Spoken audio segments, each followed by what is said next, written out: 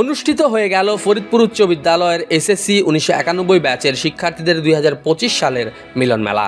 9 June সোমবার ফরিদপুর উচ্চ বিদ্যালয়ের হল রুমে আয়োজিত এই মিলন মেলার আনুষ্ঠানিকতা শুরু হয় আমন্ত্রিত অতিথিদের আসন গ্রহণের মাধ্যমে।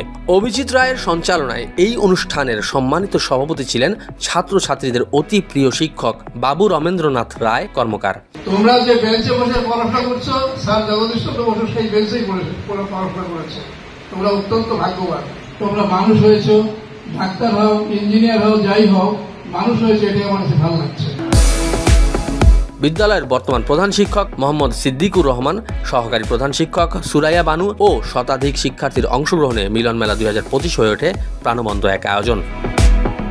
তৃতীয় অধিবেশনে সাংস্কৃতিক অনুষ্ঠান ও বন্ধু আলাপন হৈহুল্লোড়ের মধ্য দিয়ে শেষ হয় ফরিদপুর উচ্চ বিদ্যালয় 1991 ব্যাচের মিলন মেলা 2025।